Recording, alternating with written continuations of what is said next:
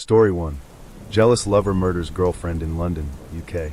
The rain had been falling steadily for days, a soft, relentless curtain drawing itself across the grimy panes of my study window.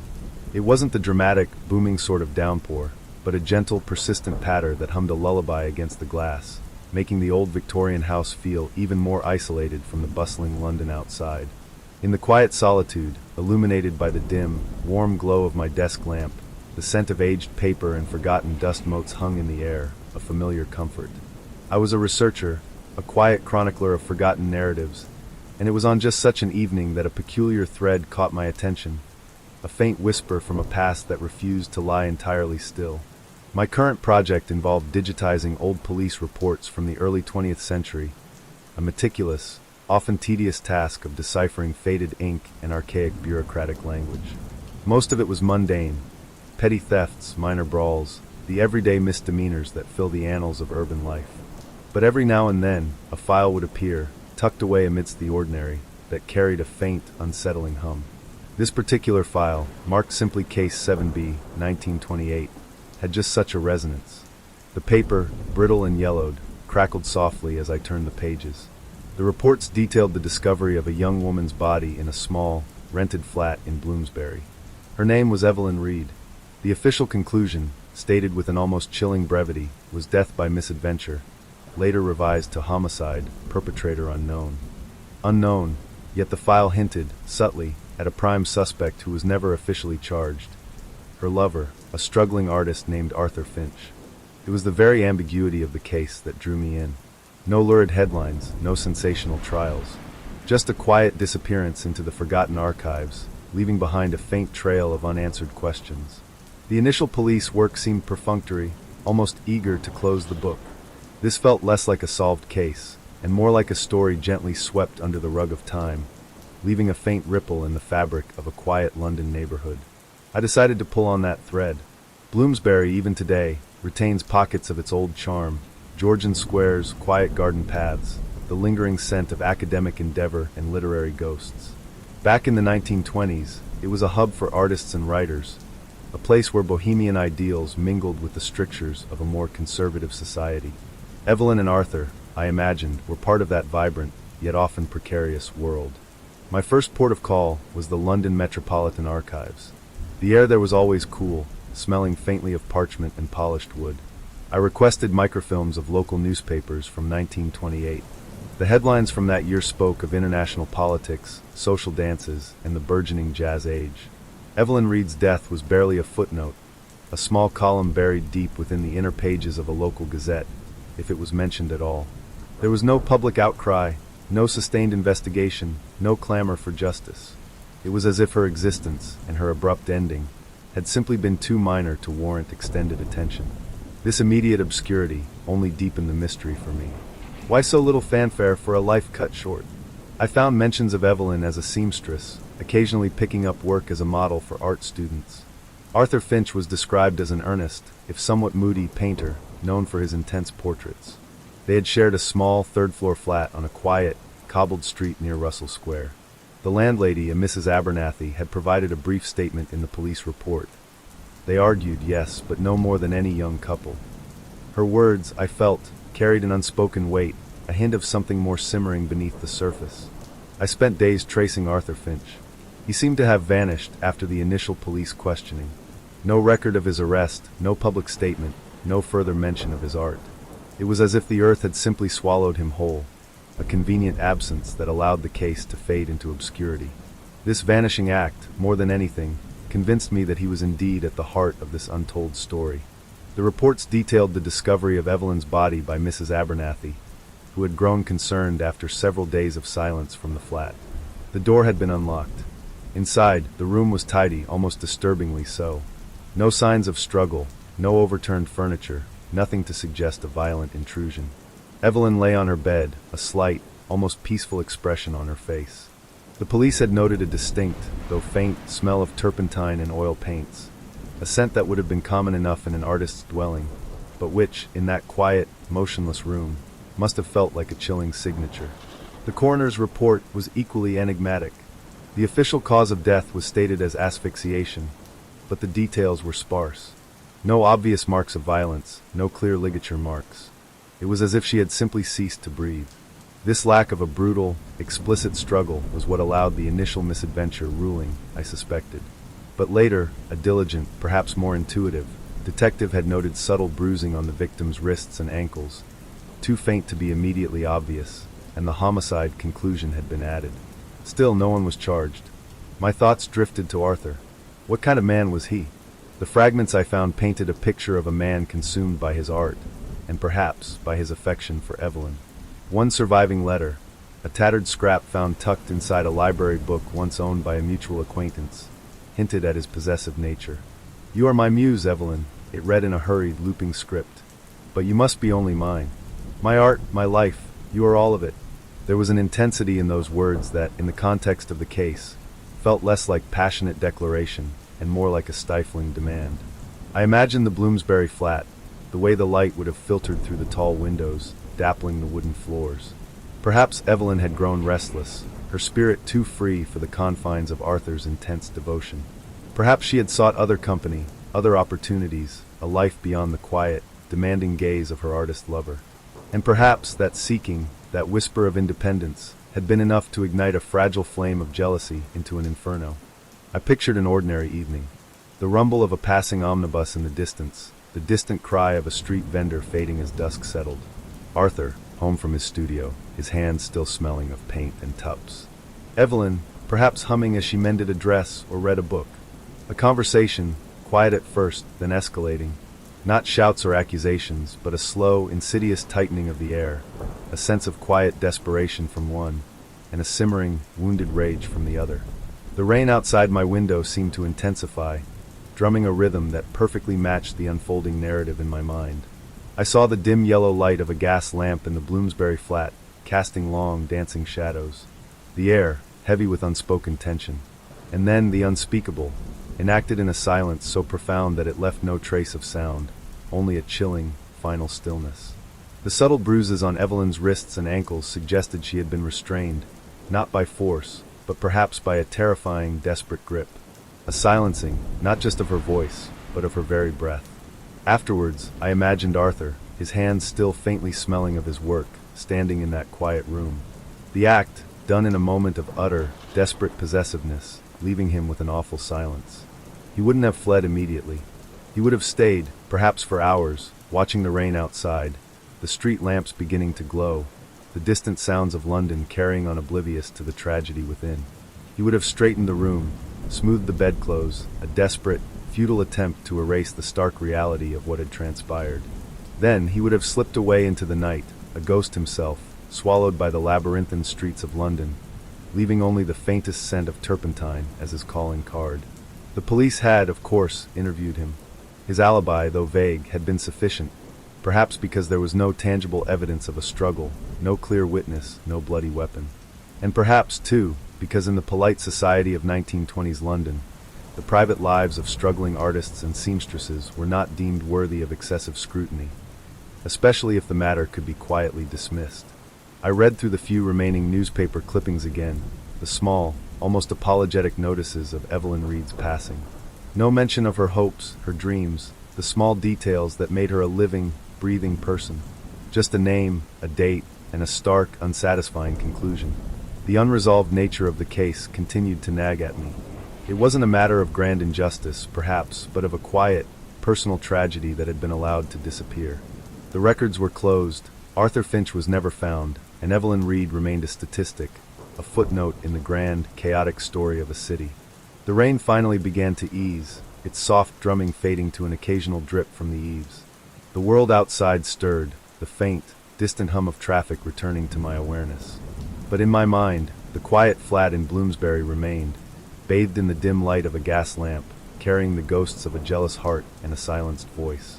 The smell of old paper and the lingering scent of turpentine, for me, will forever be intertwined with the forgotten story of Evelyn Reed, a story that, despite the official pronouncements, feels far from truly solved.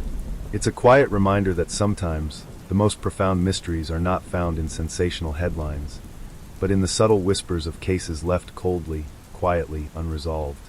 And in the hushed telling, they acquire a strange, enduring power, like a secret kept just between the listener and the falling rain. Story 2. Coach's murder by a student in Toronto, Canada. The old house hums around me tonight, a familiar companion in these late hours. The rain, a steady percussion on the roof, has a way of quieting the city's distant rumble, leaving only the soft creak of the floorboards and the turning of pages. It's in these hushed moments that the past often feels most present, beckoning with its half-forgotten tales. My name is Eleanor, and for years I've been drawn to these echoes, these almost stories that refuse to fade entirely. My particular fascination lies with those narratives that curl at the edges, like old photographs, hinting at more than they reveal.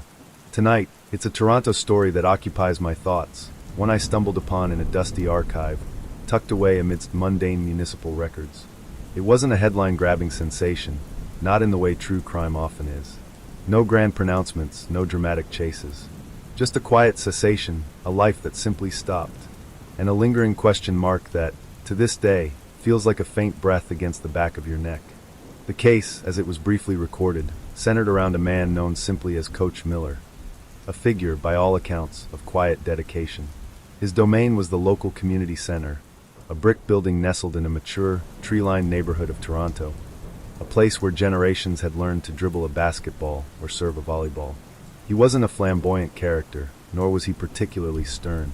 Just steady, dependable, the kind of person you'd see every day, whose presence was so woven into the fabric of the community that his absence, when it came, felt like a sudden, inexplicable fraying. The year, if my notes serve me right, was a crisp autumn one, the kind where the air holds the scent of damp leaves and distant wood smoke. Life in that part of Toronto moved at a different pace, then a little slower, a little more predictable. Neighbors knew each other, kids walked to school, and the community center was a hub, a place where the young and old intersected, their lives brushing against each other in the easy rhythm of daily routine. Coach Miller was the quiet anchor of that rhythm, overseeing practices, organizing tournaments, and occasionally offering a word of gentle encouragement or a rare, understated piece of advice. The story I unearthed began not with a bang, but with a silence. On a Tuesday evening, after the last basketball practice had wound down and the fluorescent lights of the gymnasium had been clicked off, Coach Miller was found. Not by a frantic search party or a worried family member, but by a young cleaner arriving for the late shift. The details recorded were sparse, almost deliberately so. No gruesome descriptions, just the simple fact of his discovery. The cleaner, a quiet woman named Maria, described the scene not with horror, but with a profound sense of wrongness. The air, she recalled in a later, brief police interview, had a peculiar stillness, an almost unnatural quiet, as if the very walls of the gymnasium were holding their breath. There was nothing out of place, no signs of struggle, just the unexpected stillness of a life concluded. The initial murmurings, as they always do, began to circulate through the neighborhood. Whispers rather than shouts, speculation rather than certainty. And then quite quickly the name of a student emerged. A young man, barely 18, named Liam. Liam wasn't known for trouble. He was quiet, perhaps a little withdrawn, but a regular at the community center, often staying late to practice his free throws long after others had gone home. He was, in a way, a shadow in the bright lights of the gym, easily overlooked, yet always present. The police investigation, from what I could gather through fragmented reports and faded typed summaries, was remarkably swift. Or perhaps, truncated is a better word. Liam was questioned. He didn't flee, didn't resist. He simply cooperated, and what he told them, or what was recorded of his statement, was chilling in its simplicity, yet maddening in its lack of explanation. There was an argument, he admitted. About what, he couldn't quite articulate, or perhaps wouldn't. A flash of something, a momentary loss of control, and then the inexplicable. The lack of premeditation was clear, the act seemingly impulsive, born of a sudden, unfathomable confluence of emotion and circumstance. The weapon, if one could even call it that, was never explicitly detailed in any public record I could access. It was described vaguely as an object, something readily at hand in the gymnasium, a piece of equipment perhaps. The effect, however, was tragically final. The community, predictably, was stunned, not by the violence itself, which remained largely undescribed, but by the sheer unexpectedness of it. Coach Miller, the steady presence, and Liam, the quiet, almost invisible student. It didn't fit, and because it didn't fit, the questions began to simmer, even as the official narrative sought to close the book. Why? What could have possibly transpired in those quiet moments after everyone else had left? What was the nature of this argument, so potent it could shatter a life in an instant? My own research into the matter began, as many of my projects do, quite by accident. I was sifting through old newspaper microfiches at the city library, researching a completely unrelated local history project. The hum of the machine, the faint smell of ozone, and the scratchy whir of the reels are comforting sounds to me. Then a tiny blurb, almost missed, caught my eye. A local item, tucked away on an inside page, announcing the quiet passing of a community sports coach and the apprehension of a young man. It was the lack of fanfare, the understated tone, that piqued my interest. Most similar incidents, even minor ones, usually warranted more attention. This one felt suppressed. I followed the slender thread, pulling at it gently, carefully, like one might unravel an old sweater without disturbing the whole garment. I found court records, brief and formal, detailing Liam's eventual plea. No trial, no dramatic testimony. A plea of guilty to a lesser charge, manslaughter, and a relatively short sentence for an act that had ended a life. It was here that the official narrative became most opaque. The prosecution's case seemed to rest solely on Liam's admission and the circumstantial evidence of his presence. There was no deep dive into motive, no exploration of background. It was presented as a tragic, singular incident, an isolated act of impulsive violence, and then swiftly closed. The silence around the case was, in itself, a kind of story. No public outcry, no victim's family demanding answers, at least not visibly. It was as if the community, shocked and bewildered, had collectively decided to turn away, to let the stillness of that gymnasium night swallow the truth whole. Perhaps it was too uncomfortable, too inexplicable to confront. How could a quiet student, by all accounts unproblematic, commit such an act against a well-liked figure? The easy answer, an impulsive act, seemed to satisfy the official requirement for closure, but it left a void in the narrative, a hollow echo in the quiet corners of my mind. I tried to find anyone who knew either Coach Miller or Liam. The years had, of course, blurred memories and scattered people. The community center had been renovated, its old, creaky wooden floors replaced with smooth, polished surfaces. The familiar faces had moved on or faded into the background of time. I did manage to speak to an older woman, a former volunteer at the center, who remembered both. She spoke of Coach Miller with quiet affection, a man of routine and gentle smiles. Of Liam, she remembered less. Quiet boy, she'd mused, her voice raspy with age. Always in the background. Never caused a fuss. She had no insights, only the same bewildered shake of the head that seemed to be the universal reaction to the case. It was just so unlike him. The lack of a clear, compelling motive gnawed at me. In every true crime, there's usually a thread, however tangled, that leads back to a reason. Anger, greed, fear, obsession. Here, there was nothing. No apparent animosity between coach and student.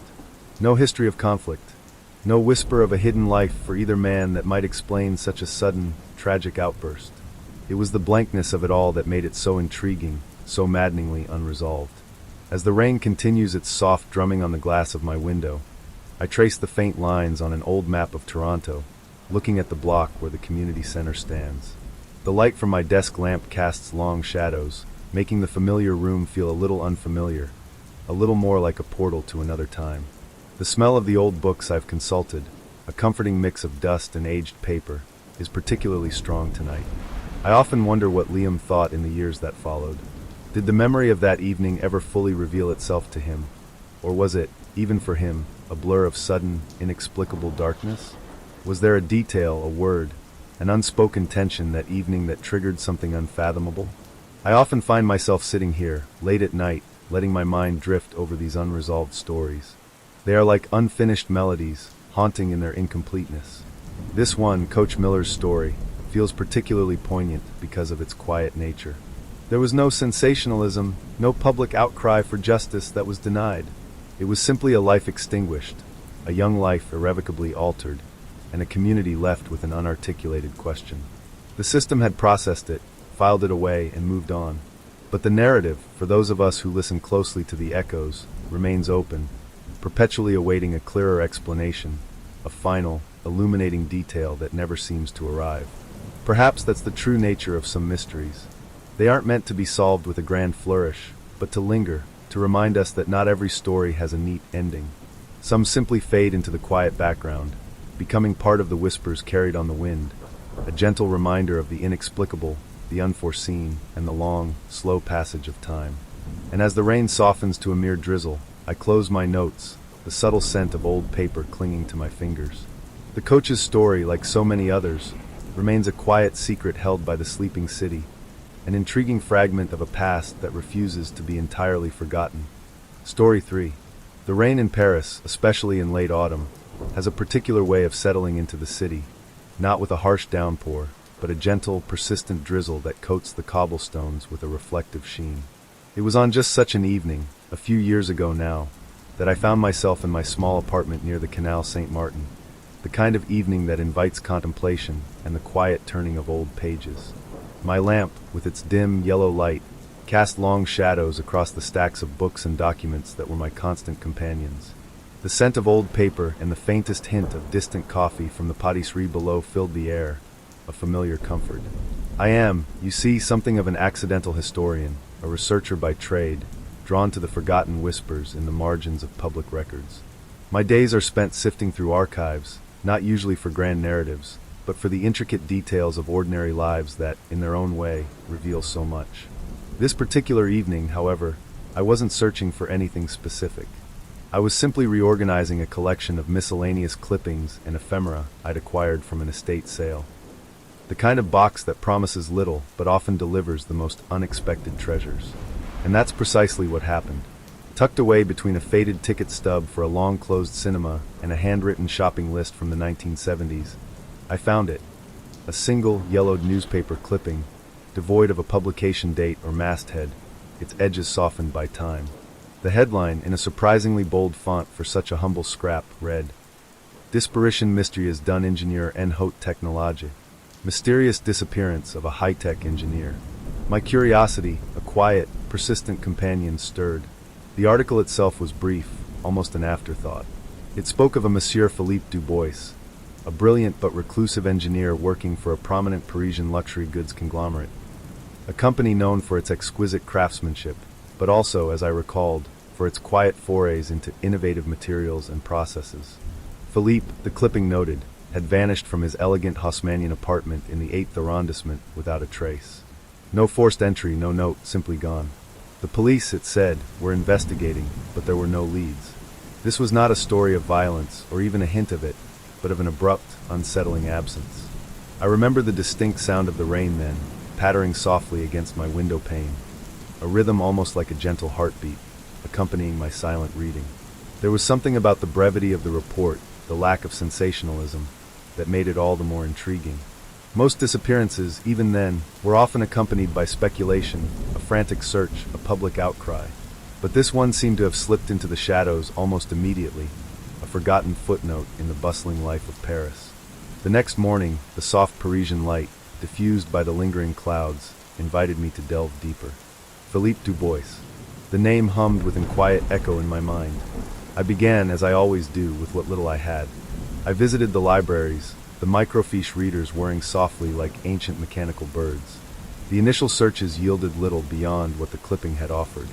It seemed Monsieur Dubois had indeed vanished without leaving much of a public ripple. However, as I expanded my search, looking into the company he worked for, Lumière et Lux, let's call them, a grand name for a powerful entity, I started to uncover subtle threads. Lumière et Lux wasn't just about fashion and fragrance. They had a highly secretive R&D division, a kind of internal think tank that worked on advanced materials for their high-end products. Philippe Dubois, it turned out, was not just an engineer. He was, by all accounts, a visionary in a niche field of composite materials, working on something truly revolutionary. The nature of his work was so specialized that it was barely mentioned in public profiles of the company, often hidden behind vague terms like proprietary innovation. The more I read, the more a picture of Philippe began to form, not from dramatic revelations, but from the cumulative weight of small, almost insignificant details. Colleagues described him as meticulously organized, almost obsessive about his research, a man who lived for his work and his quiet routine. He frequented the same small bookstore in the Latin Quarter, ordered the same coffee at the same cafe every morning, and his life seemed devoid of the kind of complications that often precede a sudden disappearance. This made his vanishing all the more unsettling. It was as if a finely tuned clock had simply stopped, without a single gear grinding or a spring snapping. My research led me to older newspaper archives, not the digital kind, but the physical, bound volumes that smelled of dust and time. I spent hours in dimly lit rooms, the rustle of turning pages the only sound alongside the rhythmic ticking of a forgotten clock. And there, tucked away in the business section of a financial paper from around the same period, I found another small mention.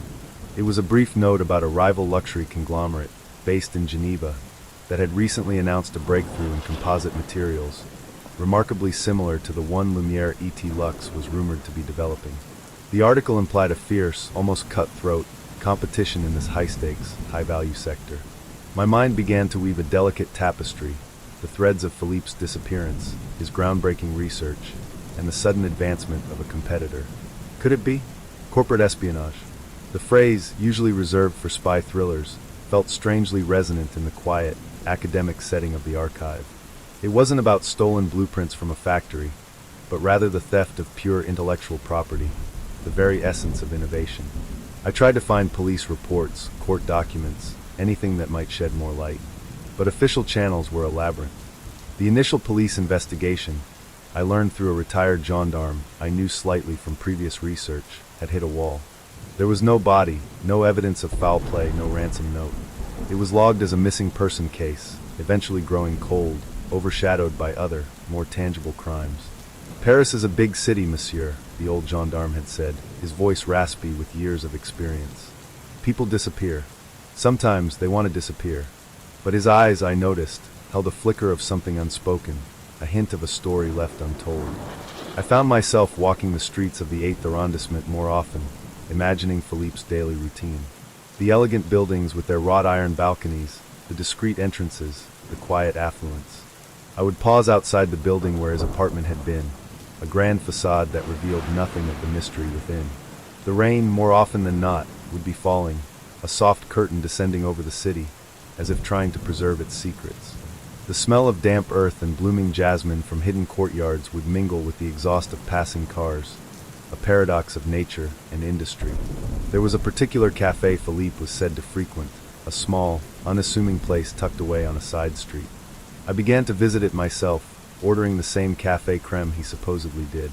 The proprietor, an elderly woman with kind eyes and a memory, like an encyclopedia, remembered him. Monsieur Dubois, she'd said, her voice a gentle murmur. He was a quiet man. Always polite. Always alone. He worked very hard, I think. Always with his papers.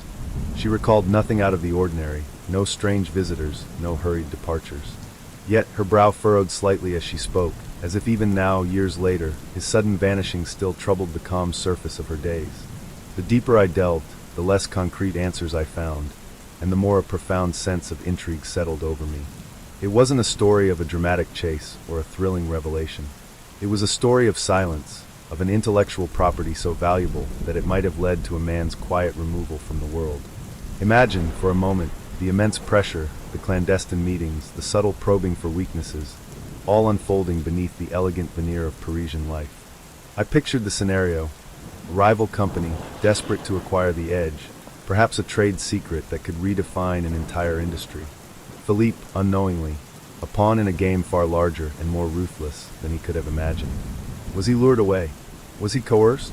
Or was it something more final, a quiet, efficient operation designed to make a problem simply cease to exist? The beauty of the mystery lay in its lack of resolution. There were no dramatic confessions, no smoking guns, just the lingering question marks that hung in the Parisian air like the scent of wet asphalt after a summer storm. I sometimes find myself gazing out my window at night, the city lights shimmering through the rain, and I think of Philippe Dubois. Did he simply walk away, start a new life under a new name, haunted by the secrets he carried? Or was his fate far darker, decided by those who valued his knowledge above his existence? The calmness with which his disappearance was met, the almost immediate fading from public memory, suggested a level of sophisticated maneuvering that was chilling in its quiet efficiency. It wasn't about violence that screams for attention, but about an almost clinical removal.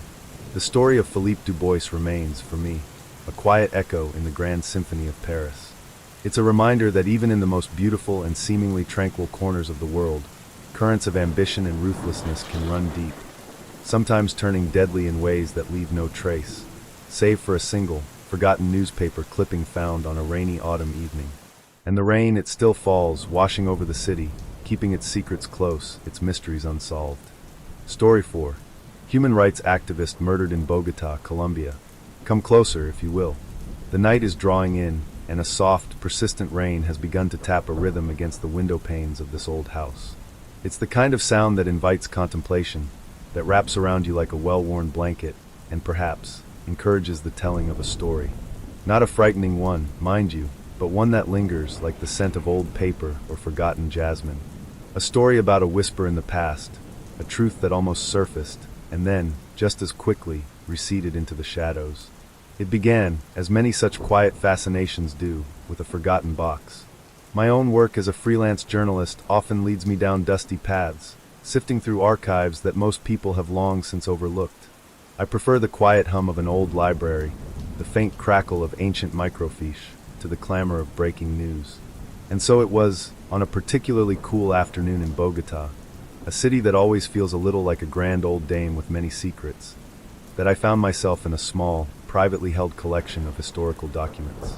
It wasn't one of the grand national archives, but a quieter, more personal repository, overseen by a kindly, bespectacled woman named Elena, whose love for forgotten histories was as profound as mine. The light in that room was always a dim, comforting yellow, filtered through the high, arched windows that faced a narrow, rain-slicked street. The air carried the faint, inimitable scent of aged paper and polished wood. I was searching for material on the urban development of La Candelaria in the mid-20th century, a rather dry topic, but one that often yields unexpected treasures in the margins. And there, tucked away in a mislabeled box marked simply Miscellaneous Correspondence, 1990s, I found it. It wasn't a grand headline or a sensational report. It was a single, slightly yellowed newspaper clipping, folded precisely in half, almost as if someone had intended to keep it private. The type was small, the ink faded in places, but the title, though understated, caught my eye with an immediate, subtle pull. Prominent human rights advocate disappears amidst concerns. No mention of murder, not yet. Just disappearance. The date was April 12, 1997. I unfolded it carefully, my fingers tracing the faint creases. The article spoke of a woman, a lawyer named Elena Vargas, known for her tireless work with marginalized communities in the city's less affluent neighborhoods. It mentioned her calm demeanor, her unwavering dedication, and her quiet but formidable courage. She had been a voice for the voiceless, a beacon for those lost in the complexities of the legal system. The report noted her sudden absence from her small office in Chapinero, a bustling area now, but then a place with a different kind of energy, where old houses gave way to new developments, and shadows could easily lengthen into anonymity. My initial thought was purely journalistic curiosity. Why had such a story, involving someone clearly of consequence, faded so completely from public memory? There was no follow-up article in that box, no grand expose of her fate.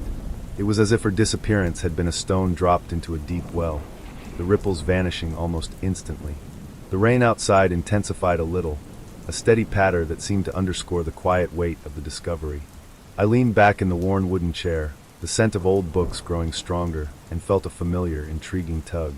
This wasn't just a forgotten clipping, it was a loose thread, waiting to be pulled. Over the next few weeks, my research on urban development took a back seat. Elena, the archivist, seemed to understand, offering me cups of strong, dark Colombian coffee as I delved deeper into the 1990s files. The official police archives offered little beyond a cold case file, marked unresolved. No arrests, no clear suspects, just a chilling void. It was almost too neat, too quiet for a city that, even in its quieter moments, hums with untold stories. I began to feel a connection to Elena Vargas, the woman in the faded photograph that eventually surfaced in a local community newsletter from that era. Her eyes, though serious, held a spark of warmth, a quiet determination. She seemed to possess a gentle strength, the kind that might easily be underestimated, but which could, just as easily, challenge powerful interests. My investigation became a quiet pilgrimage, a retracing of footsteps that had long since vanished. I visited Chapinero, not the shiny modern Chapinero of today, but sought out the older, more residential streets where Elena Vargas might have lived or worked. The small office building mentioned in the old newsletter was still there, though its ground floor now housed a vibrant juice bar. The upper floors were offices, indistinguishable from a dozen others. I lingered, trying to conjure the ghosts of 20-odd years ago, the rustle of papers, the murmur of consultations. One evening, as twilight painted the sky in shades of bruised purple and deep blue over the distant Andes, I found myself in a small, unassuming cafe, a place that seemed to have been untouched by time. The air was thick with the aroma of freshly brewed coffee and the low murmur of conversations. I had heard, through an old contact who once covered the city's legal beat, that a retired judge, a man known for his integrity and quiet wisdom, occasionally frequented this very spot. His name was Ricardo. He sat in a corner booth, nursing a tinto, his face a landscape of gentle wrinkles. I approached cautiously, introducing myself and explaining my peculiar interest in a long-forgotten case.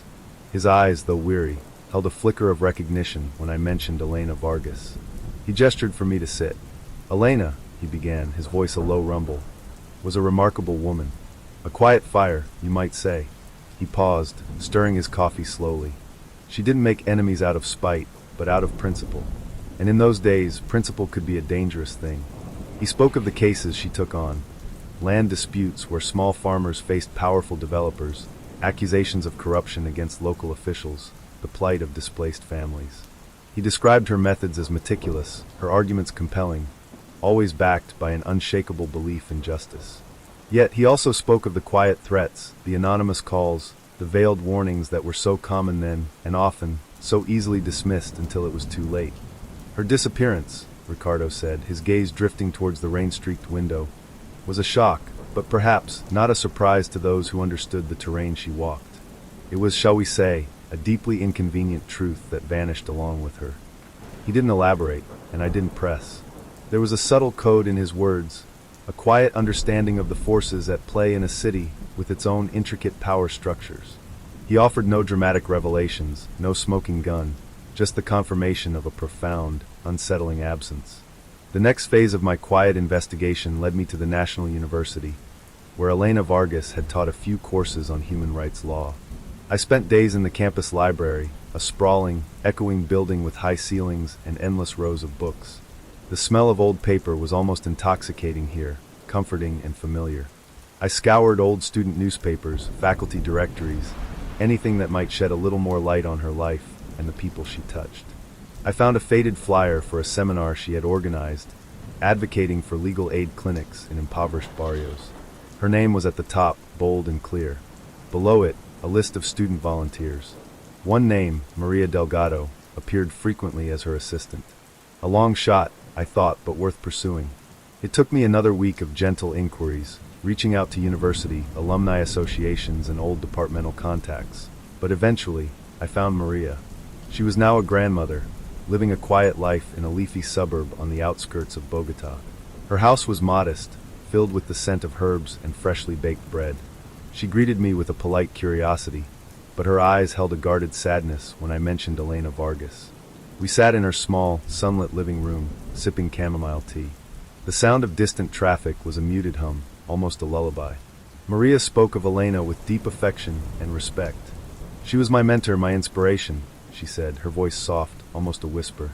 She taught me that true justice isn't found in grand pronouncements, but in the small acts of defiance against injustice, in giving a voice to those who have been silenced.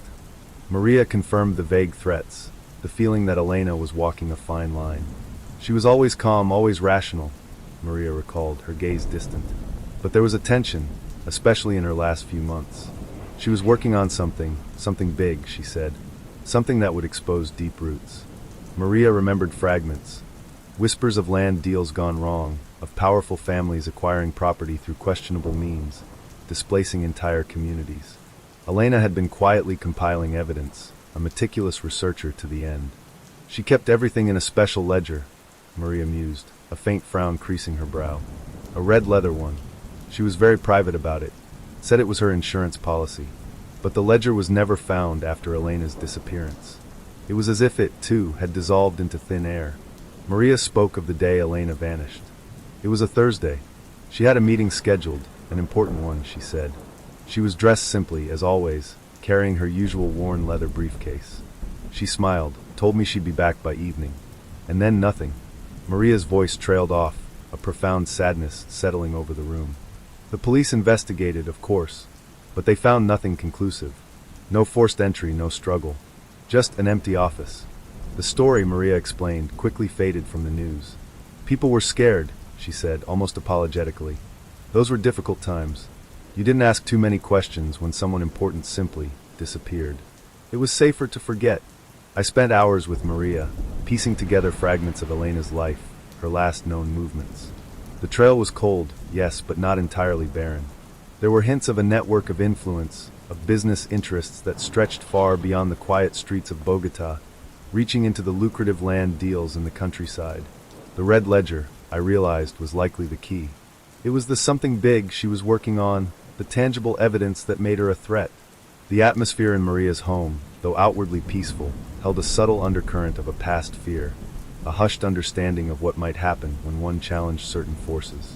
Her willingness to speak to me, after all these years, felt like a quiet act of remembrance, a way of honoring Elena's memory without overtly inviting danger. My search for the red ledger became a quiet obsession.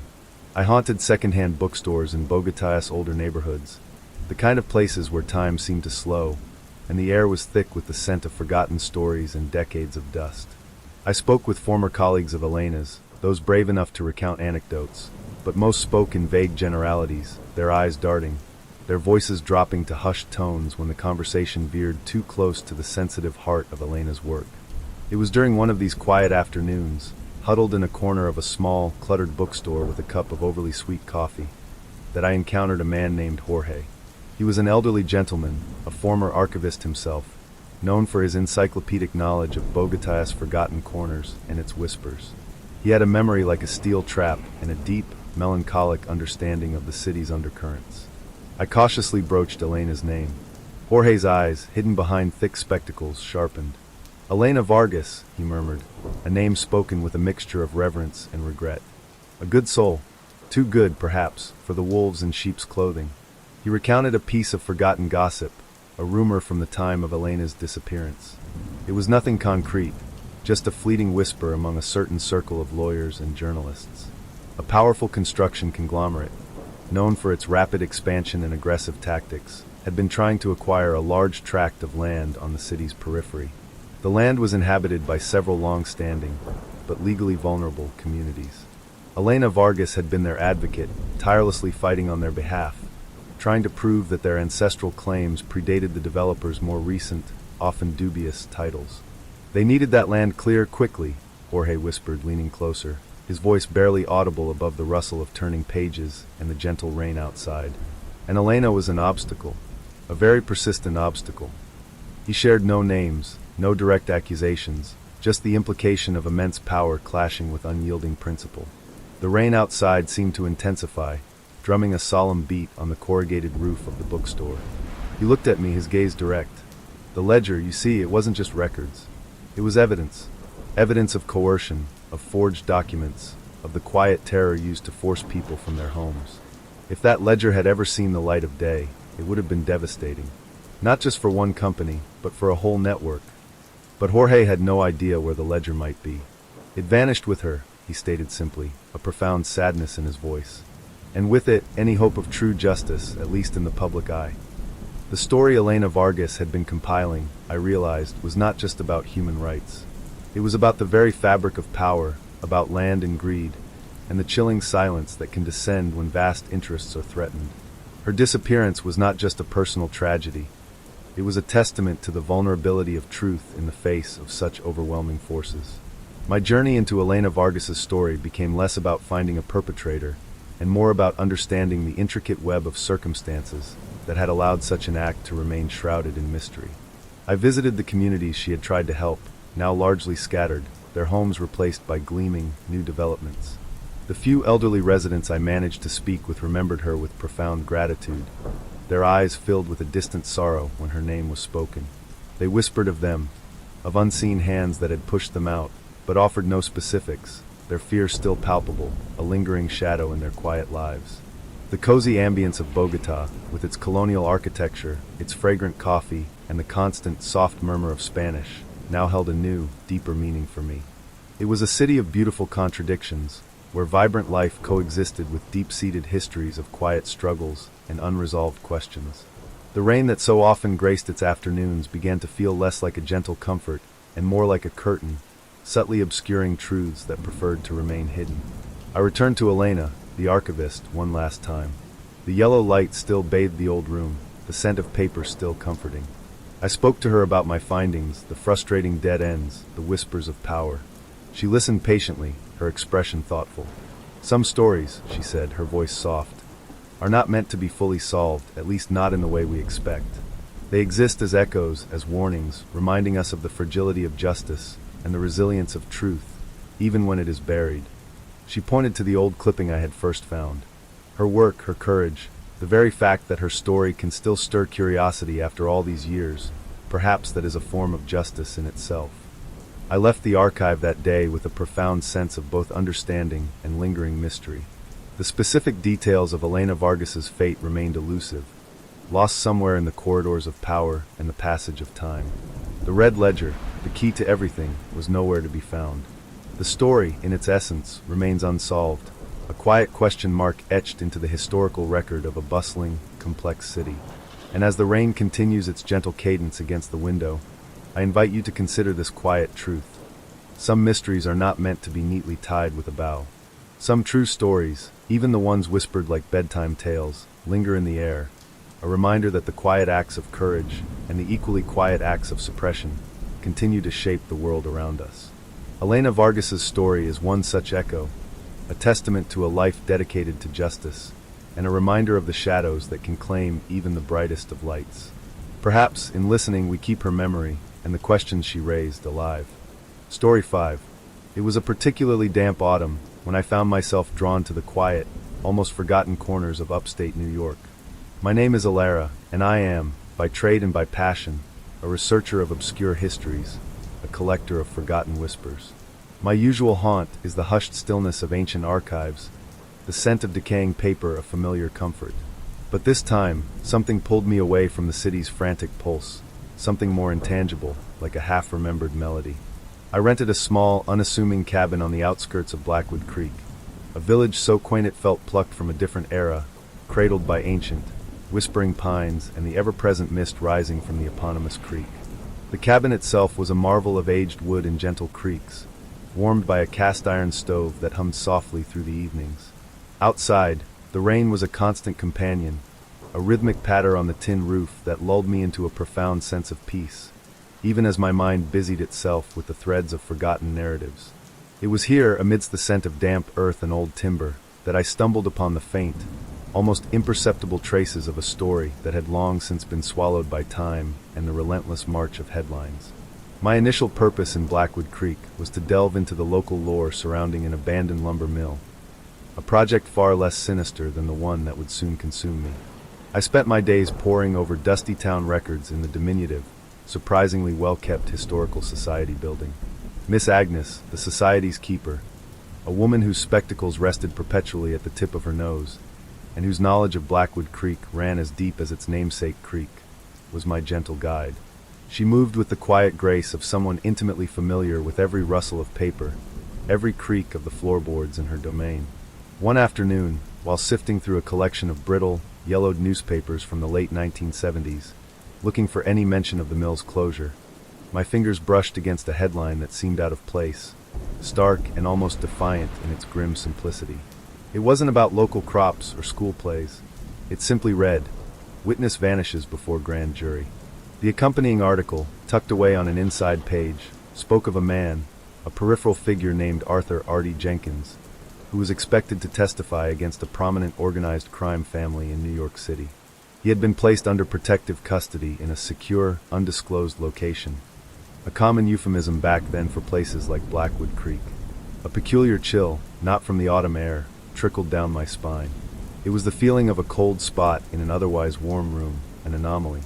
Why would this particular article, with its almost clinical detachment, have lodged itself in the local archives of a village so removed from the urban sprawl of New York? Blackwood Creek, with its population barely nudging a few hundred, felt utterly disconnected from the dark currents of metropolitan crime. I tried to shake it off, to redirect my focus back to the lumber mill, but the seed of curiosity had been planted. The rhythm of the rain outside seemed to echo the unanswered questions beginning to form in my mind. That evening, back in the cabin, the single dim yellow light of my desk lamp cast long, dancing shadows on the walls as I brewed a cup of strong tea. The scent of an old, leather-bound book I'd brought with me, a collection of forgotten regional histories, mingled with the earthy aroma of the tea, creating a cozy yet unsettling atmosphere. I found myself drawn back to the sparse details of the article. Artie Jenkins, described as a low-level associate, was poised to deliver testimony that could, according to the piece, unravel years of illicit operations. The article concluded with a rather abrupt statement that local authorities in his secure location were assisting federal agents in a missing person investigation. No mention of foul play, no dramatic pronouncements, just a quiet vanishing. Over the next few days, my lumber mill research began to wane, supplanted by an almost obsessive pursuit of Artie Jenkins. I learned that Blackwood Creek had, for a brief period, served as one of those undisclosed locations. It was chosen for its isolation, its lack of transient population, and its general anonymity. Federal agents had apparently rented a small, isolated cabin. Perhaps not unlike my own, I mused, a shiver tracing my arm, several miles deeper into the woods, where Artie Jenkins was meant to be held until his testimony date. My conversations with Miss Agnes, initially about timber yields, subtly shifted. I asked about newcomers from that period, about any unusual events. She was a fount of gentle gossip, though always delivered with a sigh and a shake of her head, as if lamenting the imperfections of humanity. She remembered the federal men, as she called them, vague figures who kept to themselves. She remembered whispers, of course. How could a small town not whisper? Whispers of a man, an outsider, who had been brought in under mysterious circumstances. And then the ultimate whisper, he was gone. They said he just slipped away, Miss Agnes recalled, her voice soft as the rustle of dry leaves. One morning, the agents found the cabin empty. No signs of forced entry, no struggle. Just gone. The feds were here for weeks, combing the woods, asking questions. But they never found a trace. Not a single trace. Her words painted a picture of baffling simplicity. How could a man under federal protection simply vanish from a remote cabin in a dense forest? This wasn't a crowded city street. This was Blackwood Creek, where a stray cat was news. The lack of a body, the absence of struggle, it all added to the unnerving quiet of the story. It felt like a perfectly executed disappearing act, one that left no ripples, only an enormous, unsettling void. I began to expand my search beyond the historical society. I visited the small, local library, finding nothing new in their limited collection. I frequented the general store, the only true gathering place in Blackwood Creek, hoping to catch snippets of conversation, vague recollections from the older residents. It was slow work, like sifting for gold dust in a vast riverbed. One afternoon, I sat at the counter of the general store, sipping weak coffee, listening to the proprietor, an elderly man named Silas, recounting local fishing tales to a younger customer. When the conversation lulled, I cautiously brought up the name Artie Jenkins. Silas paused, his eyes, the color of faded denim, seemed to gain a distant, troubled look. Artie Jenkins, he repeated, his voice a low rumble. Folks around here, they don't talk much about him. It was a strange time. Unsettling. We'd never had anything like that. Federal agents. Outsiders. And then poof. Gone. He leaned closer, his voice dropping to a near whisper, though there was no one else nearby to hear. Some say he was taken. Not by the feds, mind you. By the people he was supposed to testify against. They had eyes everywhere, even out here in the quiet. He straightened up, his gaze sweeping the shelves of canned goods, as if looking for something he couldn't quite name. Never found him. Never found a thing. Just an empty cabin and a whole lot of questions. His words confirmed my growing suspicion. The official narrative of a simple disappearance, perhaps a panicked flight, was far too neat. The silence surrounding Artie Jenkins in Blackwood Creek wasn't just forgetfulness. It was a deliberate, collective turning away from something deeply unsettling, something that had brushed too close to their peaceful lives. I spent days hiking the trails around Blackwood Creek, looking for the fabled cabin. The woods were thick, ancient, and silent, save for the rustling leaves and the distant cry of a hawk. The air was crisp, carrying the scent of pine needles and damp earth. I walked for hours, imagining the federal agents, their faces grim, scouring these very same woods, their hope dwindling with each passing day. I pictured Artie Jenkins, a man caught between two terrifying worlds, the brutal power of the mafia, and the cold, unyielding machinery of federal law. I never found the cabin. The forest had reclaimed it, or perhaps it was deliberately dismantled, its very existence erased from the landscape. But in my mind, I could see it. A small, unassuming structure, nestled deep within the trees, the last known refuge of a man who held secrets too dangerous to keep. The true chilling nature of the story began to settle upon me, not with a jolt, but with a slow, creeping realization. Artie Jenkins was a witness. He was under protection, and he vanished before he could speak. The implication, though unstated in any official record or local whisper, hung heavy in the air like the perpetual mist over the creek. He was silenced. Not with a bang, not with a struggle, but with an almost surgical precision that spoke volumes about the forces at play. The fact that his disappearance occurred in a place like Blackwood Creek, a sanctuary of quiet normalcy, made it all the more unsettling. It was a reminder that the long arm of the city's dark underbelly could reach anywhere, penetrate any layer of protection, and leave no trace. It was the quiet efficiency of it all that was truly terrifying. I found myself frequently returning to Miss Agnes, sometimes just to chat, sometimes to ask more pointed questions. She recalled that after the initial flurry of federal activity, a deep quiet had descended upon the town. People, she said, just wanted to forget. They had seen a glimpse of something too large, too powerful, and they preferred to return to their comfortable routines of fishing, farming, and community potlucks. It was a form of self-preservation, a silent agreement to let the sleeping dogs lie. The rain continued its gentle drumming on my roof, a constant, comforting presence that somehow softened the edges of the grim story I was uncovering. In the evenings, I would sit by the stove, the tea warm in my hands, and gaze out at the dark, rain-streaked window. The trees outside, ancient sentinels, seemed to hold the secrets of that autumn long ago. I imagined Artie Jenkins, perhaps in a moment of fleeting hope or profound fear, looking out at a similar scene from his temporary sanctuary, unaware of the silent, unseen forces closing in. The story of Artie Jenkins wasn't about the splashy headlines or the dramatic courtroom revelations. It was about the silence that followed, the questions that lingered, and the chilling realization that some stories are never truly resolved. It was about the vulnerability of truth against the backdrop of power, and how easily a life, and its crucial testimony, could simply be extinguished, leaving behind only the faintest echo in a sleepy, forgotten town. I never found a definitive answer, no smoking gun, no last piece of evidence that could truly explain what happened to Artie Jenkins. And perhaps that's the true nature of this kind of quiet crime. It wasn't meant to be solved by the headlines. It was meant to be a warning, a demonstration of power so absolute that it needed no grand pronouncements. As the weeks turned into a month, and the autumn colors deepened into a fiery farewell, I packed my research materials, the newspaper clipping about Artie Jenkins carefully placed within my worn notebook. The cabin, with its comforting creaks and the lingering scent of wood smoke, felt a little less cozy now, imbued with the quiet mystery I had unearthed. Blackwood Creek returned to its gentle rhythm, undisturbed. The rain continued its ceaseless, soothing murmur on the roof, a lullaby over forgotten graves. I left the village with a profound sense of the untold, of the unseen threads that connect seemingly disparate events.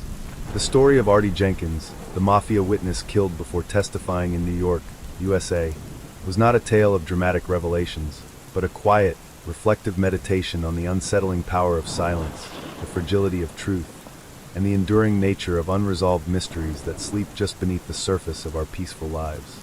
And sometimes, in the quiet of the night, when the rain taps softly against my window pane, I still wonder about Artie and what secrets he took with him into the deep, silent woods.